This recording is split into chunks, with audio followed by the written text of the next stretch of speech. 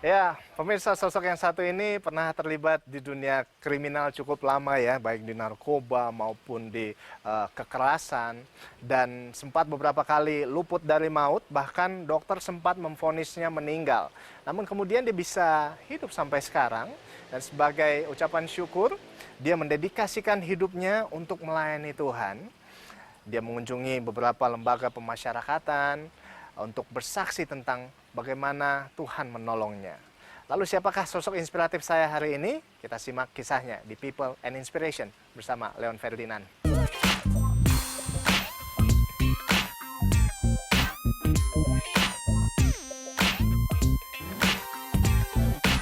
Jalannya panjang untuk bisa seperti ini. Sebelum menjadi pelayan Tuhan, sosok yang satu ini sudah malang melintang di dunia kejahatan. Saat masih remaja, Leon Ferdinand sudah terperangkap dunia narkoba. Puncaknya dia mengalami overdosis dan nyaris meninggal. Namun hal tersebut belum menyadarkannya. Dia bahkan terjun dalam dunia kriminalitas dan terlibat dalam berbagai peristiwa kekerasan. Puncaknya dia nyaris tewas saat terlibat pertikaian dengan lawannya. Dan hal inilah yang mengubah jalan hidupnya. Meyakini mendapatkan kesempatan kedua, Leon akhirnya memutuskan mendedikasikan hidupnya di jalan Tuhan. Dia menyebarkan kebaikan dengan cara berkhotbah dari rumah-rumah tahanan untuk memberikan uluran tangan kepada warga binaan agar menjadi lebih baik.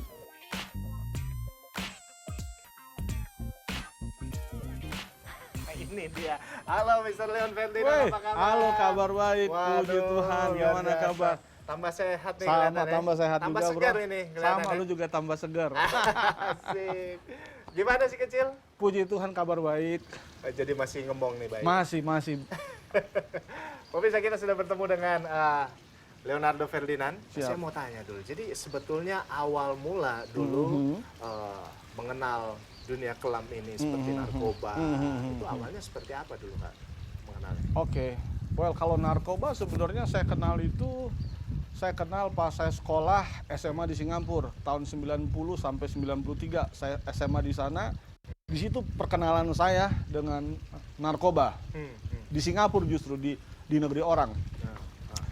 Nah, setelah dari situ saya balik ke Indonesia 93 akhir, bergaul di Jakarta, ketemu dengan orang-orang yang salah, pada waktu yang salah, di tempat yang salah.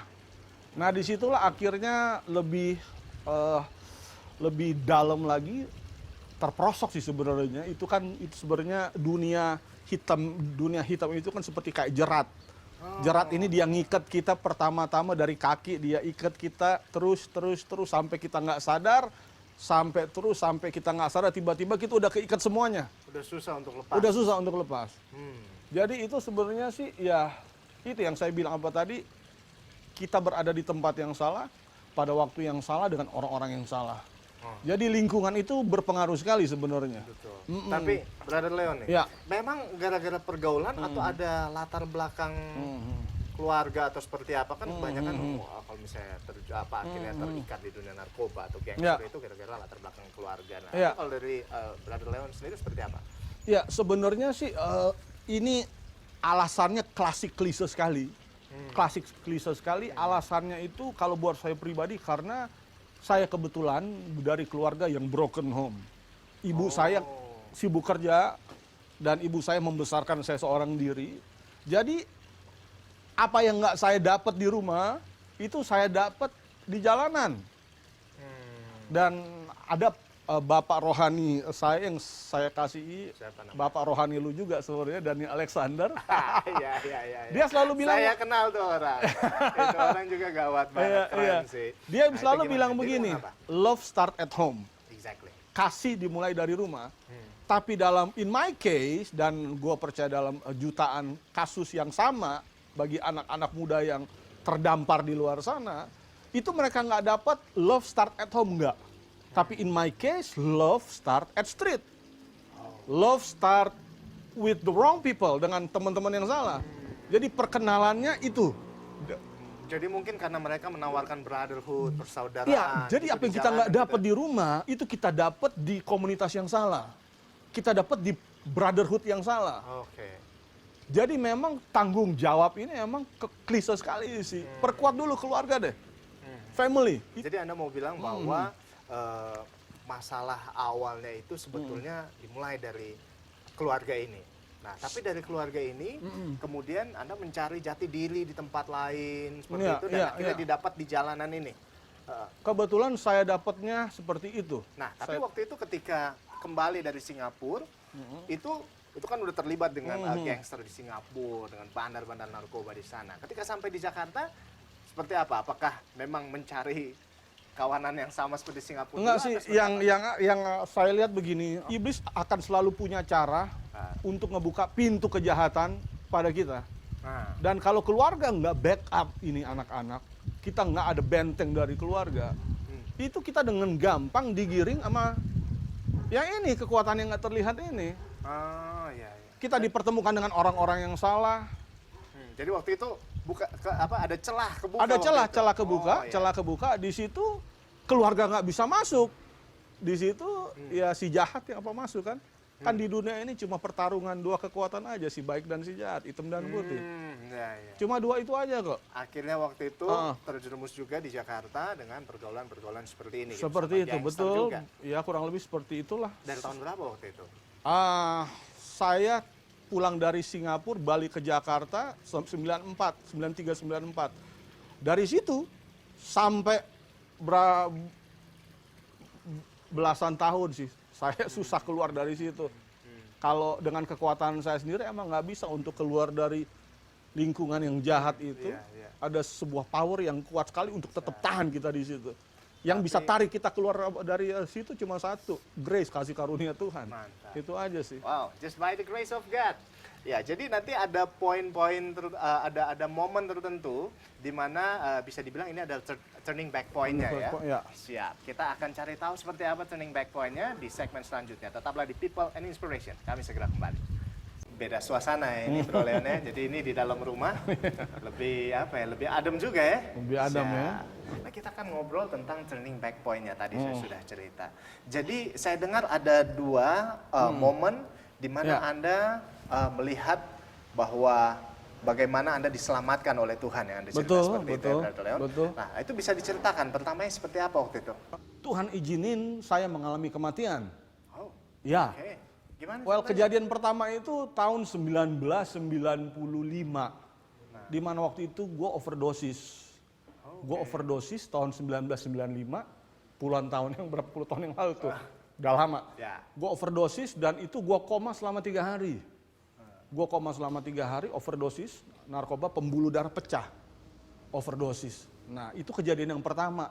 Tapi itu Tuhan masih selamatin gue. Dokter bilang nggak banyak orang yang pembuluh darah pecah, yang udah koma 3 hari bisa hidup lagi, itu nggak banyak orang.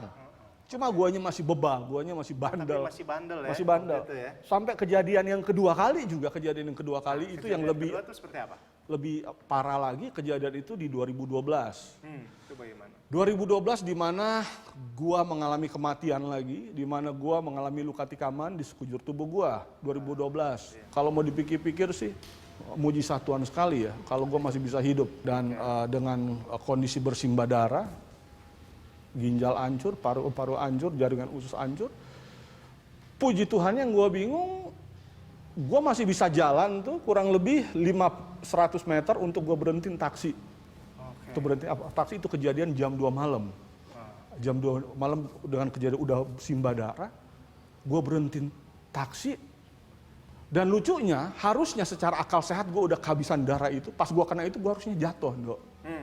Cuma gue ngerasa pada waktu itu pas gue udah mandi darah itu gue ngerasa ada kayak satu tangan yang nggak terlihat yang pegang tangan gue. Lu ngerti nggak? Dia nuntun gitu. Dia nuntun, tapi gue ngeliat ini nggak ada orang.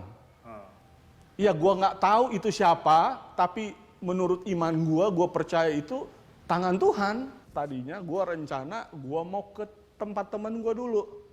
Gue mau ke tempat temen gue mau panggil kawan-kawan, gue mau ngambil barang. Untuk balas dendam. Untuk balas lagi ke dia. Cuma di dalam mobil itu darah udah keluar banyak banget di taksi belakang. Dan nafas gue udah berat, udah sesak, udah nggak bisa nafas. Karena ternyata paru ini kan jebol, dari belakang dia pecahin. Itu suara di dalam diri gue kuat banget. Jangan kembali lagi ke situ. Kalau lu kembali lagi ke situ untuk balas dendam, lu akan mati. Tapi ego gue terus bilang, ambil barang, jemput teman-teman, sikat lagi. Tapi gue beruntung gue dengerin suara itu, gue percaya itu suara Tuhan. Gue bilang ke drivernya, Pak, tolong sekarang dengan nafas udah tersengal-sengal, Pak, tolong sekarang bawa saya ke rumah sakit terdekat UGD. Bapak itu bilang begini, loh kenapa Pak?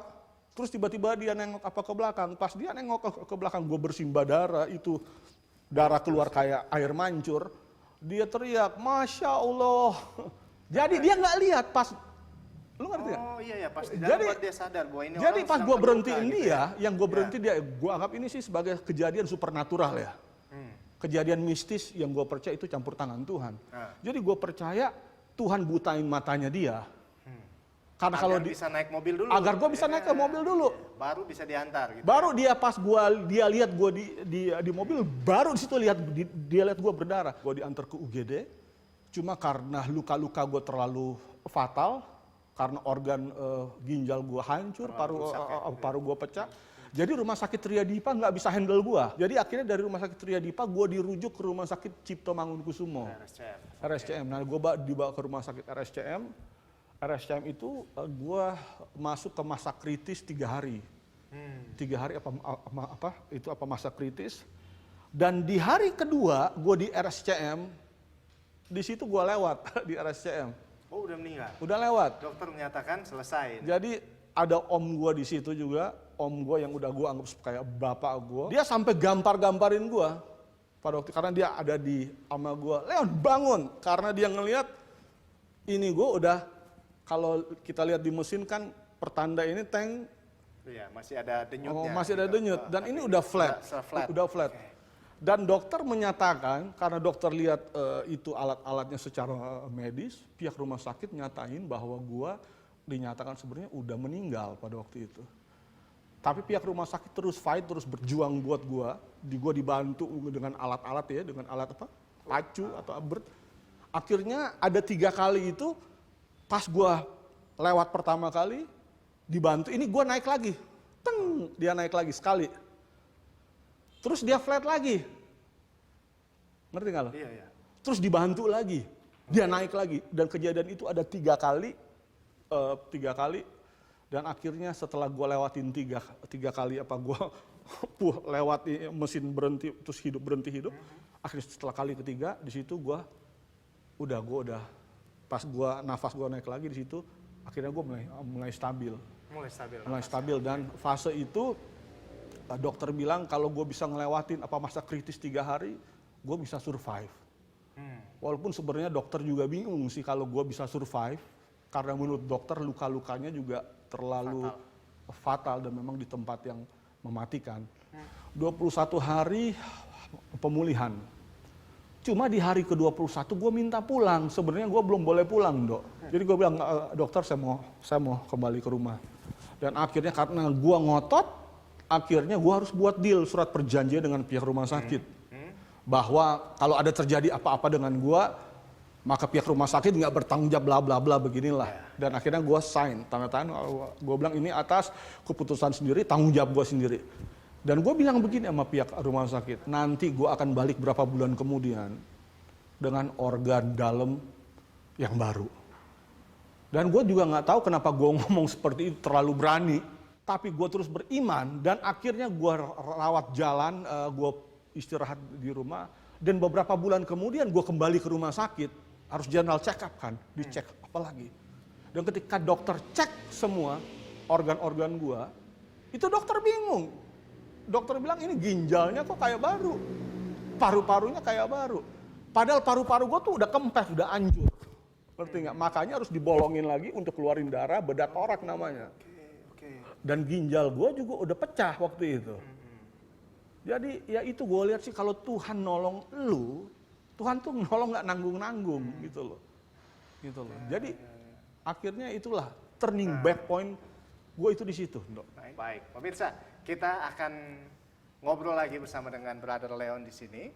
Tapi sesaat lagi kita akan tanya-tanya nanti soal bagaimana pelayanannya ketika dia masuk ke penjara-penjara. Tetaplah di People and Inspiration. Kami segera kembali. Amazing grace, how sweet the sound. Ya, nggak usah diterusin. Ntar rusak pianonya. Oke, Brother Leon, kembali lagi di People and Inspiration. Pemirsa masih bersama dengan Brother Leon. Tadi dia sudah cerita bagaimana turning back point-nya. Dan akhirnya beberapa kali lolos dari maut, dia memutuskan untuk melayani Tuhan. Mencoba untuk membalas kebaikan Tuhan ya. Akhirnya mencoba melayani Tuhan. Dan dia sekarang melayani rekan-rekan di lembaga pemasyarakatan dan beberapa teman lainnya yang masih terikat juga dengan narkoba ya. Nah, itu bagaimana sekarang mulai pelayanan di penjara seperti apa ceritanya? Well, jadi sebenarnya pelayanan di penjara juga itu sebenarnya nggak direncanakan karena nggak pernah terbayang di dalam pikiran gua, Dok, tahun 2012 bahwa gua akan menjadi seorang hamba Tuhan seperti sekarang ini. Tapi bagaimana waktu itu ketika pertama kali bersaksi, pertama kali berkhotbah, apa respon teman-teman waktu itu? Apakah mereka langsung, oh ya ketika saya harus kembali? Apakah yang ada juga yang memang langsung bertobat waktu itu? Atau ada yang juga justru maki-maki justru? Jadi sebenarnya ketika teman-teman lihat gua berdiri di mimbar, pas gua altar call, itu teman-teman kayak nggak percaya. Teman-teman bilang nggak mungkin lah seorang Leon bisa bertobat. Seorang yang seperti gua bisa bertobat, pertobatannya itu pencitraan. Nggak mungkin dia bertobat, ntar dia juga kumat. Orangnya seperti itu. Dan bukan cuma teman-teman juga, keluarga juga nggak percaya. Keluarga sendiri nggak percaya bahwa gua bisa berubah. Nggak ada orang yang percaya bahwa gua bisa berubah. Gua rasa juga, malaikat juga bingung kok gua bisa berubah. Iblis juga bingung, nggak percaya gua bisa berubah. Tapi gua bersyukur Tuhan yang percaya sama gua bahwa gua masih bisa berubah. Sampai akhirnya ada teman-teman di penjara yang juga bertobat akhirnya. Akhirnya ya mereka melihat pelayanan dan mereka juga diberkati juga. Sebenarnya bukan karena khotbah gua, sebenarnya cuma karena mereka lihat pertobatan gua yang konsisten ya. Seperti yang kita nyanyiin apa tadi itu. Amazing Grace. Amazing Grace. Ya. Itu aja sih. Siap. Brother Leon. Ya. Nah, jadi ada banyak nih sekarang yang lagi nonton, yang lagi lihat bahwa mungkin mereka bingung gitu. Pak, ada perubahan yang luar biasa dari Brother Leon gitu. Dari tadinya justru orang bilang ini gangster, orang bilang ini wah ini kelam banget. Tapi akhirnya bisa kembali lagi dan di jalur yang benar. Nah, apa pesan bagi teman-teman mungkin sekarang yang ingin mengikuti jejaknya Brother Leon ini, yang mungkin sekarang ya lagi struggling juga dengan problemnya mereka, struggling mungkin dengan narkoba, mungkin dengan dunia gangster gitu segala macam. Tapi dia pengen untuk berbalik. Apa pesan yang ingin disampaikan ke teman-teman? Well, pesan yang ingin disampaikan sih seperti ini. Ketika kita sedang terpuruk di dalam sebuah kondisi di mana kita hidup di dalam kegelapan, hidup dalam kekelaman, kita nggak bisa ngubah diri kita hidup dalam kejahatan. Khususnya saya ingin bicara kepada teman-teman yang sama seperti saya dulu di masa lalu. Kalau melihat apa yang saya buat di masa lalu, saya nggak layak terima kasih karunia Tuhan. Saya nggak layak ditolong. Terlalu jahat, terlalu hitam, terlalu kurang ajar sama Tuhan gitu loh. Tuhan nggak pernah paksa kita untuk berubah, nggak. Tuhan kasih kita kehendak bebas. Free will. Nah, yang saya ingin bilang, jangan sampai seperti teman-teman harus alamin dulu yang saya harus alamin. Mengalami kematian. Pertobatan kan nggak harus ngelewatin itu dulu. Kalau seperti yang kasus saya, siapa bermain pedang akan mati oleh pedang. Siapa menabur angin, dia akan tuai badai kan. You may play with your drama, but you cannot play with your karma. Karena itu sekarang buat teman-teman yang berada di dalam kondisi belum bisa berubah, kondisi yang saya bilang kegelapan atau masa jahiliyah, turning point suara untuk berubah itu bukan besok, tapi sekarang. Keputusan untuk berubah itu bukan perasaan, Dok. Tapi it's a decision. Decision ya, siap. It's a decision. Mau nggak kita ambil decision untuk mau berubah? Betul. Jadi yang masih main-main, berubahlah sekarang ya. Yang masih Oke. main-main dengan Tuhan, saya ingin bilang, kalau kita bermain, if you play with fire, the smoke will get in your eyes, betul? Di dalam hidup juga seperti itu. Kita nggak bisa bermain api terus-terusan. Ya. Ada sebuah waktu di mana timing kita itu, time limit kita udah kelar, seperti yang gua alamin, Dok. Time limit gua udah kelar. Yang gua alamin di dalam perjalanan gua ngelihat ada puluhan rekan-rekan gua yang udah meninggal dengan berbagai macam cara. Oh, iya, iya, iya. Meninggalnya semua jelek, dibunuh orang, kebanyakan apa dibunuh orang, atau overdosis atau celaka. Intinya, lu hidup di luar Tuhan, ini hanya ada kegagalan, kepahitan, maut. Baik, baik, baik. Sip. Tapi kalau lu mau turning back point, lu mau berubah, lu mau kasih hidup lu buat Tuhan, maka di situ akan ada revival, pemulihan buat lu. Hati dulu sih kita mau Siap. kasih buat Tuhan. Kalau Nggak mau berubah, tunggu-tunggu mulai lagi. dari sekarang aja. Betul, dari sekarang aja. Siap. Nggak harus ngelewatin yang gue lewatin kan. Siap. Nggak Keren, harus Pak. ngelewatin cambukan tangan Tuhan dulu yang keras. Siap. Oke. Sekarang juga kita bisa berubah kok. Dan Thank you itu banget. keputusan. Thank you banget, Brother Leon. Sama-sama. Ya, jadi Sama-sama brother Ando. mantap. Jadi intinya, pemirsa, tiap hari kita diperhadapkan dengan bermacam pilihan. Tapi tolonglah, pilihlah pilihan yang benar. Decision determine your destiny. Terima kasih banyak, Brother Leon sudah menginspirasi Sama-sama. hari ini. Sama-sama, Maju brother. terus Keep. dalam kasih karunia Tuhan. Gitu, bro. Siap, God keren, bless you. keren. God bless you. man. Terima kasih ya. Siap.